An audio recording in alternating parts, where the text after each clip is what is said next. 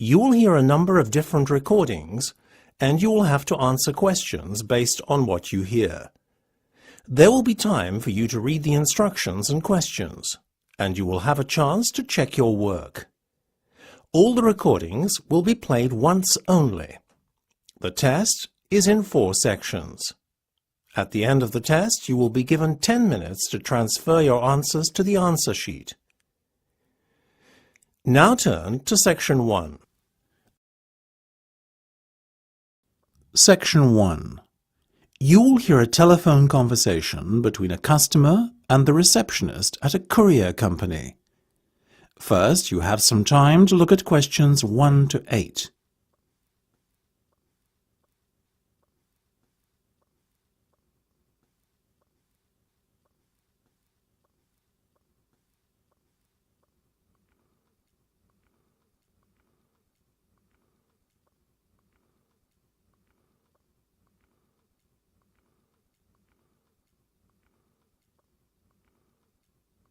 You will see that there is an example that has been done for you. On this occasion only, the conversation relating to this will be played first. Good afternoon, this is Rourke'S Courier service. Pat speaking. How can I help you? Hello, Pat. My name's Joanne, and I would like to courier a package, if I may. You may certainly, Joanne. What's your surname, please? It's Jefferson with one F. That's Jefferson. The customer's name is Joanne Jefferson. So, you write Jefferson in the space provided. You should answer the questions as you listen, because you will not hear the recording a second time.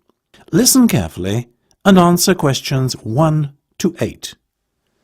Good afternoon, this is Rourke'S Courier service. Pat speaking. How can I help you? Hello, Pat. My name's Joanne, and I would like to courier a package, if I may. You may certainly, Joanne. What's your surname, please? It's Jefferson with one F. That's Jefferson. Thank you, Joanne. Now, could you tell me the address where the package will be collected from? Yes, it's my home address, so that's 22 Blue Lane Close, Old Malden, Surrey, KPT 530. Very good. I guess you also need the recipient's details. Quite right. Let's start with the name. It's Michael Moriarty, that's Muriarty. And the address, please? Michael lives on Birkdale Road at number 97. That's in Ashford, Kent. Excellent. And have you got Mike's postcode handy? Yeah, it's K29ZY8. I'll just repeat that. KT9SY8. Sorry, that's a Z, not an S. Got it? Got it. Do you have a daytime contact number for Michael? I certainly do. It's 011 876 99671. And when do you want your package delivered, Joanne? This Friday, the 22nd of May, if possible. No problem. Is there a particular time of day we should make the delivery at? Well, not really. Michael's self-employed, you see, and he works from home. I guess you can deliver at any time, though I think he'd prefer the evening, as he tends to be very busy during the day. Evening delivery. Now, one last thing. Can you tell me what the package will contain? There's a silver photo frame and a man's watch. Together they're worth about £200. Superb. And are you sending the package because birthday or something, is it? Actually, it's a gift for his wedding anniversary. His wife and he have been married for 50 years. Can you believe it? That's impressive. Hope I'm as lucky. I assume you accept plastic? We take all major credit cards as well as bank drafts and cheques. Excellent. I'll give you my card details now then, shall I? Not necessary. We don't charge in advance. You should give them to the courier in person on the day. Gotcha. Before listening to the rest of the conversation, you have some time to look at questions 9 to 10.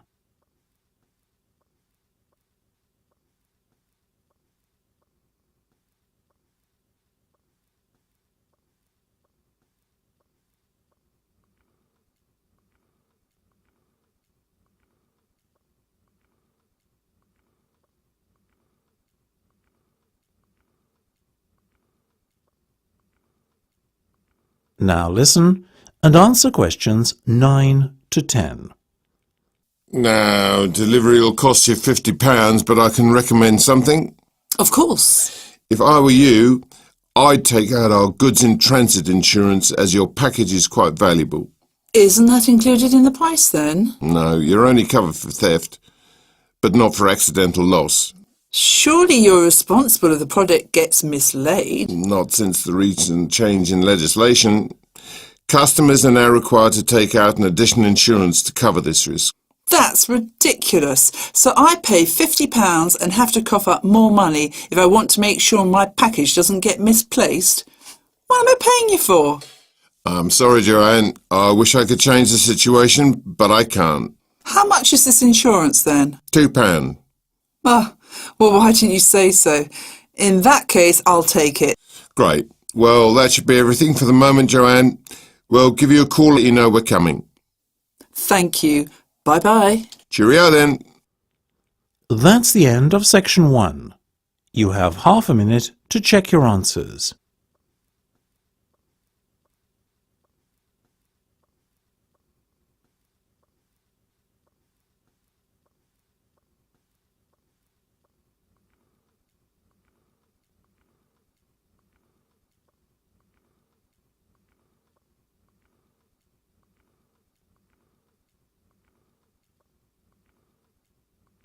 Now turn to section 2. Section 2. You will hear a museum guide talking to her tour group. First, you will have time to look at questions 11 to 15.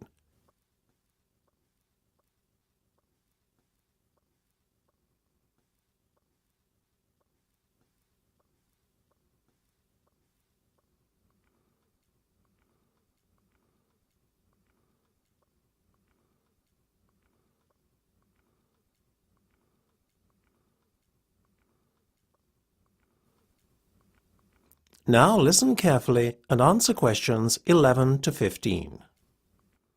Welcome everyone. You are standing at the entrance of one of Britain's oldest and most prestigious museums, the National Art Museum.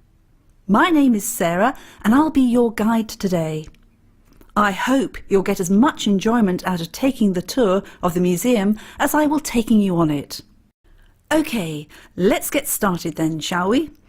Directly in front of you, where you came in, you can see the cafe. We'll have time to stop there for refreshments a little later, but for now we need to pass through it and make our way to the Renaissance Period Hall. Come along. Look here. There's a door at the back of the cafe, but we're going through the door on the left for the moment. Follow me. OK, our tour starts here, in the Renaissance Period Hall. But before we look at some of the wonderful works of art which adorn these walls, let's glance at the map of the museum and discuss the itinerary for the rest of the morning. We don't need to go back out through the cafe to get to the Classical Period Exhibition Centre. There's a door right here at the back of the Renaissance Period Hall which leads right through, and that's our next port of call.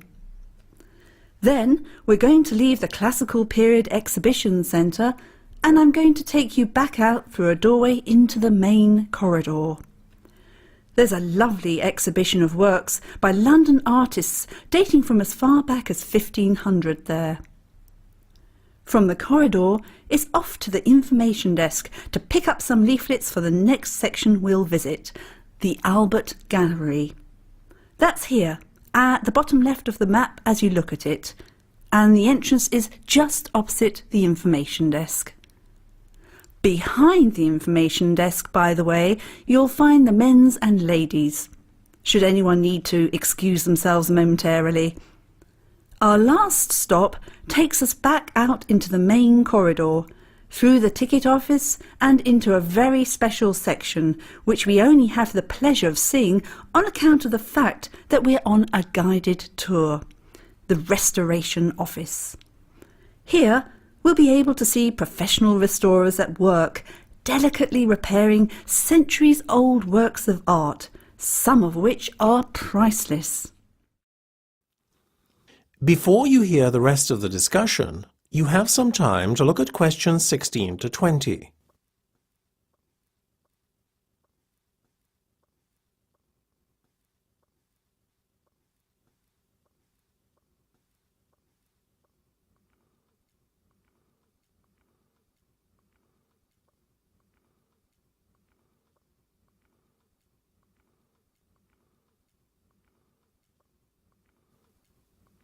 Now listen and answer questions 16 to 20. Getting back to where we are right now then, look around you and behold the brilliance of the human mind, which seems to know no bounds, creatively speaking at any rate. We are surrounded by paintings from one of the most exciting periods of art history. The Renaissance was not just a revival, it was a reinvention of many artistic concepts. Study the painting to your left carefully. It's a self-portrait of Alberti, one of the pioneers of the Renaissance movement. Alberti did much to develop the understanding of perspective in art. It is no coincidence either that he was also a strong advocate of realism, since a thorough grasp of perspective and the optical considerations of creating a piece of art is a prerequisite for achieving an end result which is an accurate reflection of what the artist is trying to depict, which of course is a core aim of realism. Alberti regarded maths as the common ground of art and science and did much to promote the taking of a scientific approach among his peers.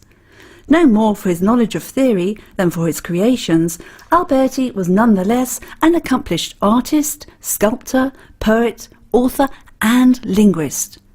He and his peers led Europe's awakening from a period of ignorance and intellectual poverty known as the Dark Ages. As a humanist, he advocated a wide, all-encompassing education curriculum which focused as much on culture and morality as it did on traditional fields of learning. He laid the foundations for a period of enlightenment and renewed intellectual vigour. Perhaps names such as Da Vinci and Michelangelo are more synonymous with the period. And indeed, artistically speaking, these gentlemen undoubtedly achieved far more than Alberti ever did. However, his contribution should not be overlooked or dismissed lightly, for it was a catalyst for much of what was to come later, surpassing his own achievements. That's the end of section 2. You have half a minute to check your answers.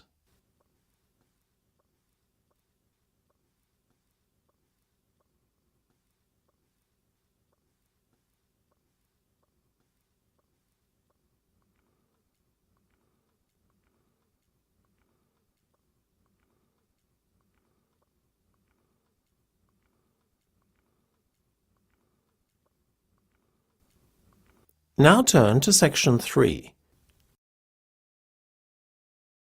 Section 3. You hear a discussion between a couple and a real estate agent. First, you have some time to look at questions 21 to 25.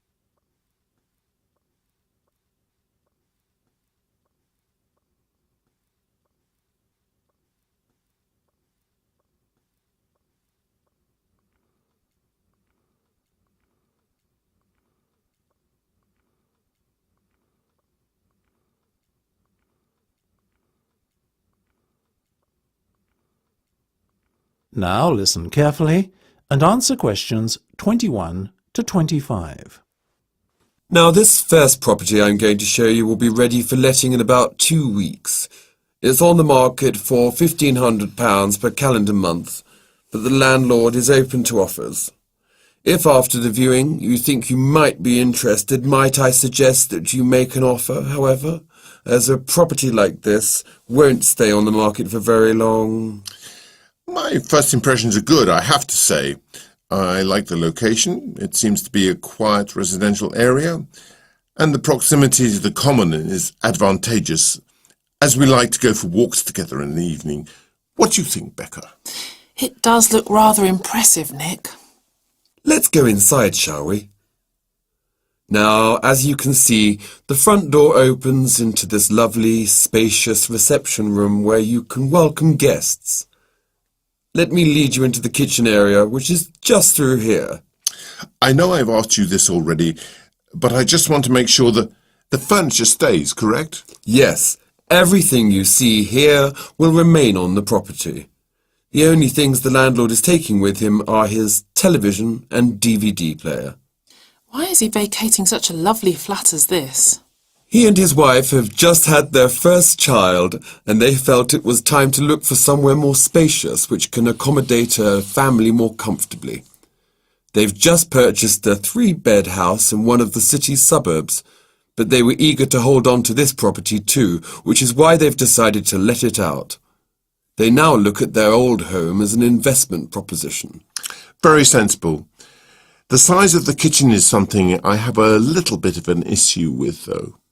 After all, while there are plenty of counters and workspaces, there isn't a kitchen table or anywhere to eat. True, but come through here and you'll find a very generous dining area. Wow, this is roomy. We could definitely entertain here, Nick. Do you mind if we view the bedroom and bathroom next? Of course, this way. Here's the master bedroom. There's a small room off to the side there that could arguably be used as a second bedroom, but I think the lack of space makes it better suited to acting as an office. Your ensuite bathroom is through here. It looks very modern. Has it been recently decorated? Better than that. In fact, the bathroom is completely new. It was only fitted last week. The house has also been given a professional clean and all of the rooms were redecorated after the landlord moved out. Before you hear the rest of the discussion, you have some time to look at questions 26 to 30.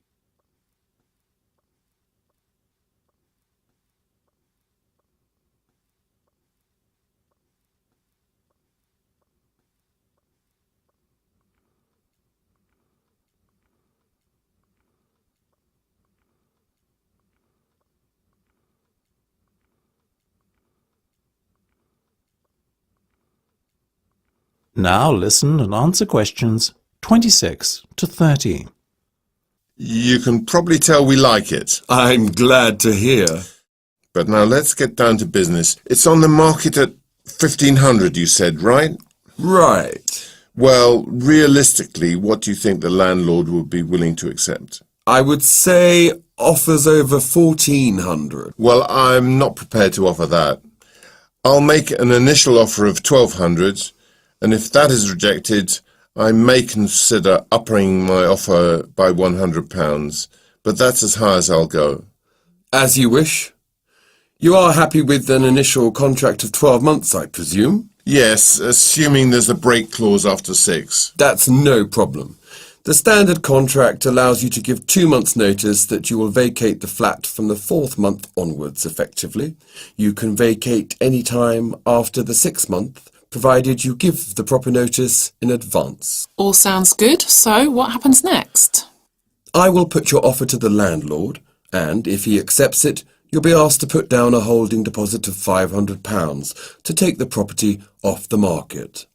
Then, assuming your reference and credit checks come back okay, we can sign the letting agreement and get you moved in.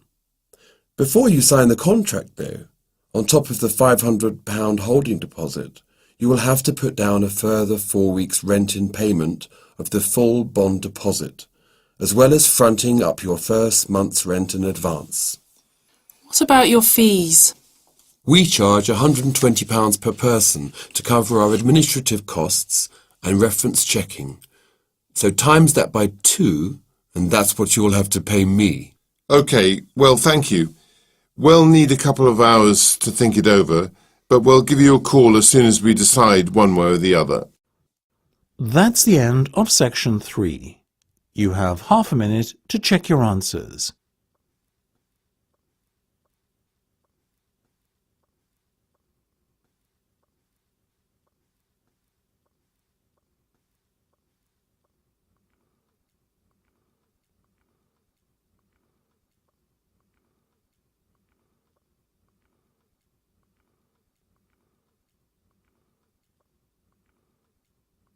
Now turn to section 4. Section 4. You will hear part of a talk about how to attract birds to your garden. First, you have some time to look at questions 31 to 40.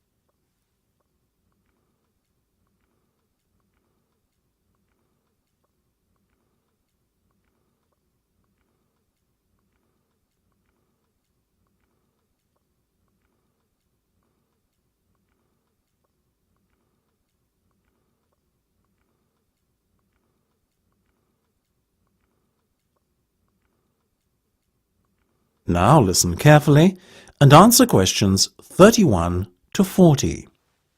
The best way to attract birds to your garden is by satisfying their basic needs, which are the need for water, the need for food, and the need for safety. Birds drink water and bathe in it, and many also use it to make mud to build their nests. A simple bird bath, which can be nothing more complicated than a shallow dish, will therefore attract birds. Don't use tin pans, as these get hot under the heat of the sun. In fact, a cement bowl is probably going to be the most effective bath to use. But make sure that it is no more than 6.5 centimetres deep. The best time of all to attract birds to your garden, and indeed the time when they need your help most, is during the winter season. During summer, birds can find most of their food on their own and are largely self-sufficient. In winter, however, they benefit greatly from the help of their human friends. Often, when it is cold, an ice or frost crust may form over the ground, covering the birds' natural food supply. It is when this happens that they really need your help with feeding. It is probably best, though, to start feeding from late autumn onwards. That way the birds will become used to finding food in a certain spot. So later, after the onset of the winter, they will become a permanent feature in your garden. Put food out at night so that the birds will find it the next morning. And whatever you do, make sure that you make your feeder accessible from a raised landing area only. Otherwise, you will find yourself attracting some unwanted pests such as rodents like mice and, worse still, rats. Continue feeding until early spring, when food becomes plentiful again. If you cannot serve them insects, then try to give the birds suet, a form of beef fat. You can buy this cheaply at pretty much any meat market, so it won't cost you an arm and a leg. As well as being nourishing, suet also has the advantage of not freezing during cold weather. Many birds will also enjoy crumbs, nuts and seeds.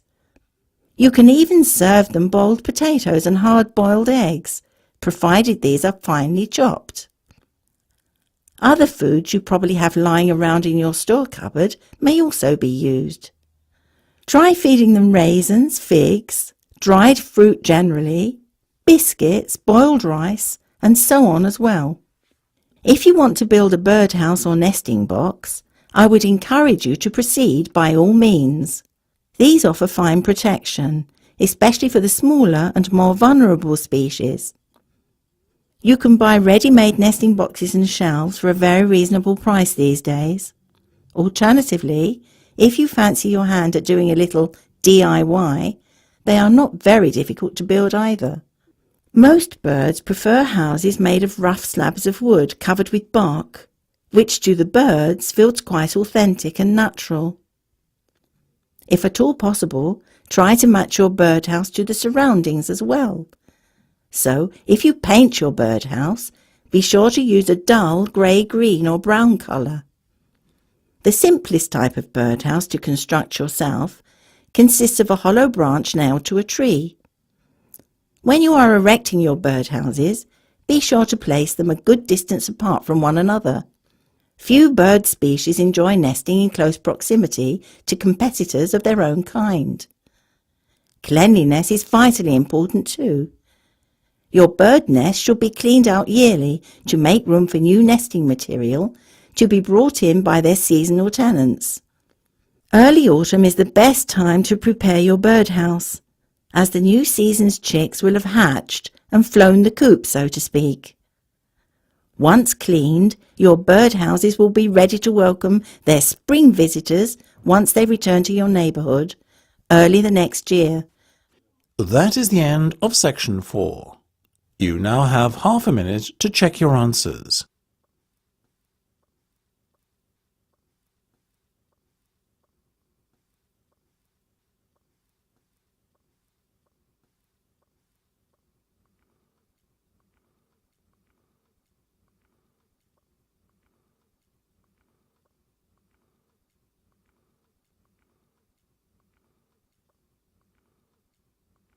That is the end of the listening test. You now have 10 minutes to transfer your answers to the listening answer sheet.